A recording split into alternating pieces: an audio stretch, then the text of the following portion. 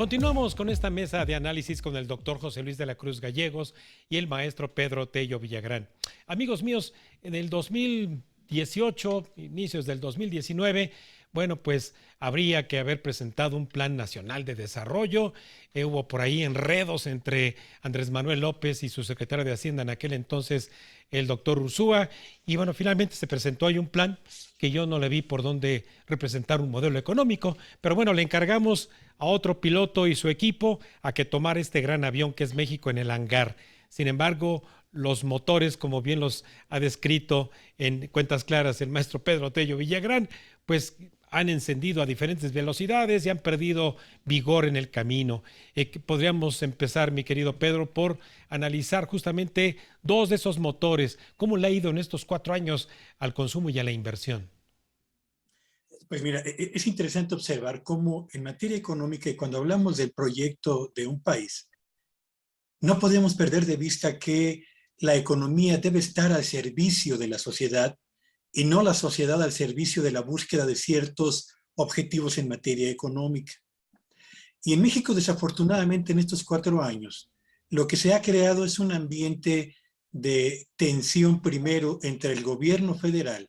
y la mayor parte de los empresarios del país, que ha provocado una actitud de cautela por parte del sector empresarial mexicano, que ha sido alimentada además por decisiones que en materia de políticas públicas han alejado el interés y han generado suspicacias entre los empresarios en México. Y consecuentemente, el nivel de inversión productiva que existe hoy en el avión llamado México, en la operación de esa primer turbina relevante para el despegue de la economía nacional, se encuentra muy por debajo, en niveles históricamente mínimos respecto al nivel que tendríamos que tener en inversión para aspirar al crecimiento sostenido y a un avance cada vez más acelerado de la economía mexicana. Así que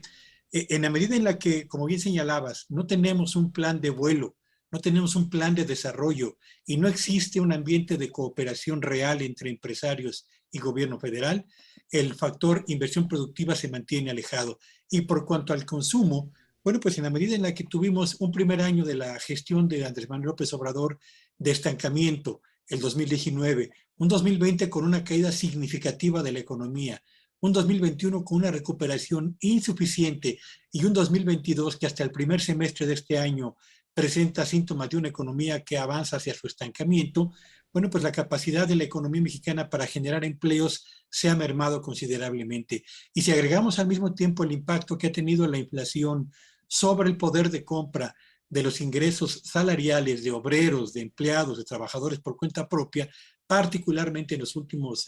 12 o 18 meses, pues es fácil advertir que la capacidad de encendido de esa segunda turbina llamada consumo interno ha estado seriamente mermada y a pesar de que el consumo de bienes y servicios en México ha ido registrando tasas o variaciones positivas, lo cierto es que no ha logrado recuperar ni siquiera el nivel que tenía el consumo de bienes y servicios en México antes del arribo de la pandemia. De modo pues que estos dos motores presentan deficiencias por la debilidad manifiesta en su propia operación, derivado de este ambiente que hemos vivido en los últimos 4 años y que en los últimos 3 meses, y de acuerdo con las encuestas que aplica el INEGI mes a mes a empresarios y consumidores, se ha traducido en 3 meses consecutivos de caída en los niveles de confianza de empresarios, pero también de consumidores.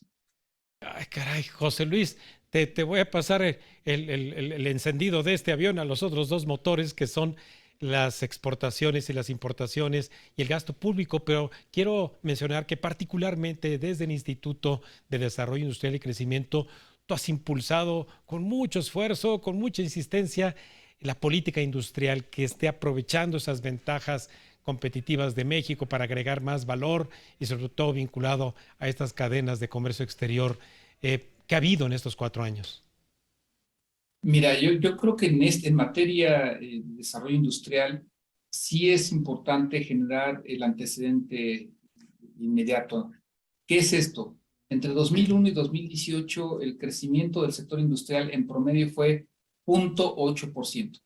Es decir, la industria mexicana en promedio no tenía la capacidad de generar valor agregado que se requería en el país. Tenemos una gran máquina exportadora que a su vez es una gran máquina importadora y que en términos netos lo que te genera, lo que te entrega es un déficit. ¿Esto qué implica? Que cuando vemos el PIB y le sumamos exportaciones y le restamos importaciones, el país tiene un déficit estructural, acaba comprando más de lo que vende al exterior. Y esto, lamentablemente, es en función de que le vendemos mucho a Estados Unidos, pero para hacer eso tenemos que comprarle también mucho al este de Asia.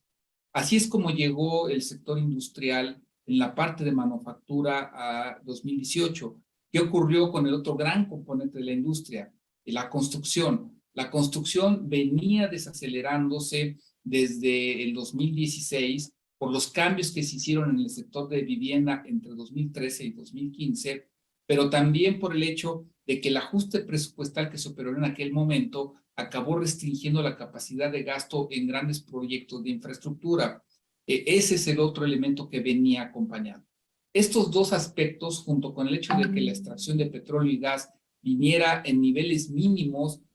respecto a 1993, pues lo que acababa generando es un sector industrial con grandes flujos, pero con poca capacidad de generar valor agregado, es decir, crecimiento. Básicamente éramos una unidad maquiladora. Así llegamos al 2019 y nosotros en ese momento lo que planteábamos es, ya venían elementos de recesión en el sector industrial, fundamentalmente desde marzo del 2018, ya venía un descenso en la actividad económica industrial. En ese sentido, por eso era fundamental tener un programa de política industrial que atajara ese problema estructural que planteaba y que al mismo tiempo hiciera frente a esa desaceleración que ya se veía venir. ¿Qué es lo que ocurre en el mundo? Si tú observas, China tiene su Made in China 2025, Alemania tiene su Made in Germany 2030, Estados Unidos su Made in American,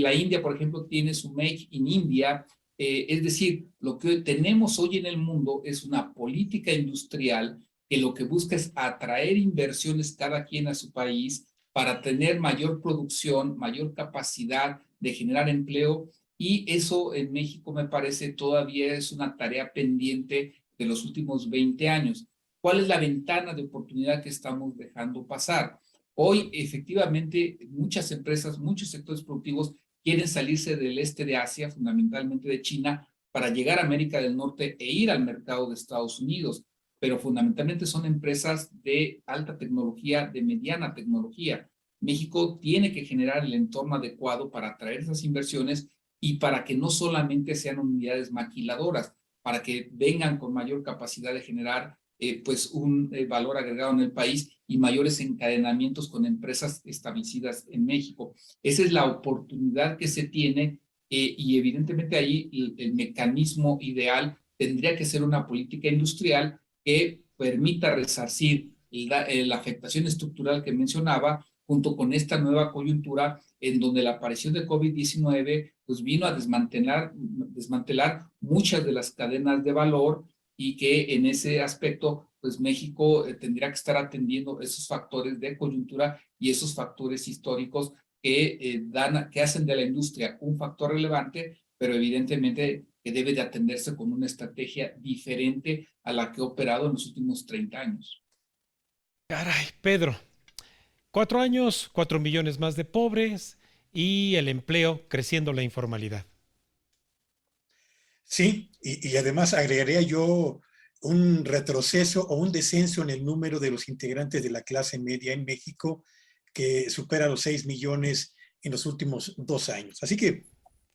perdón, el 1,5 millones en los últimos 2 años. Así que tenemos una economía o una nación que ha vivido un choque importante entre promesas de bienestar,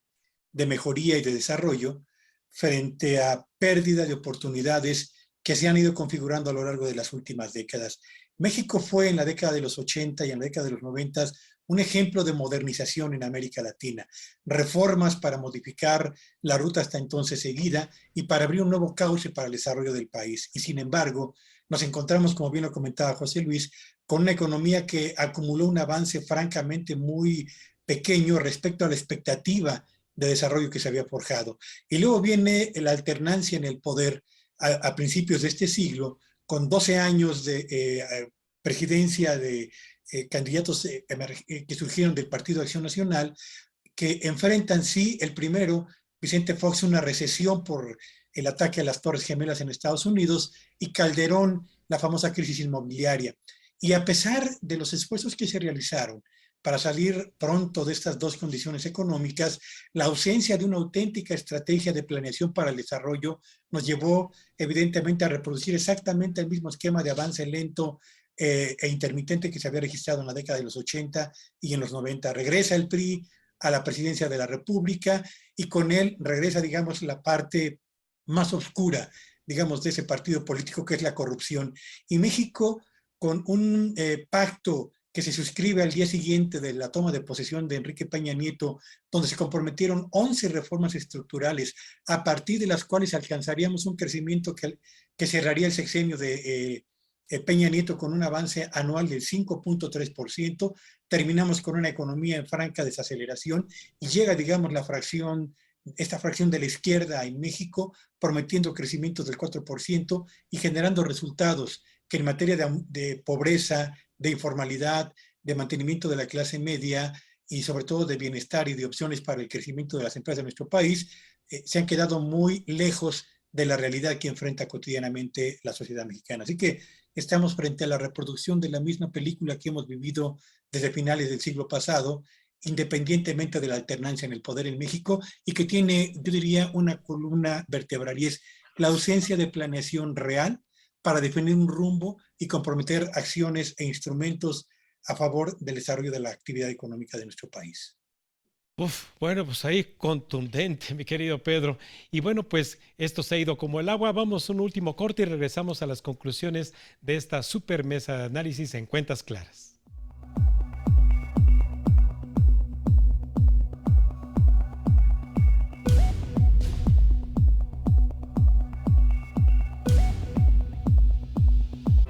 Estás viendo Cuentas Claras con Raimundo Tenorio.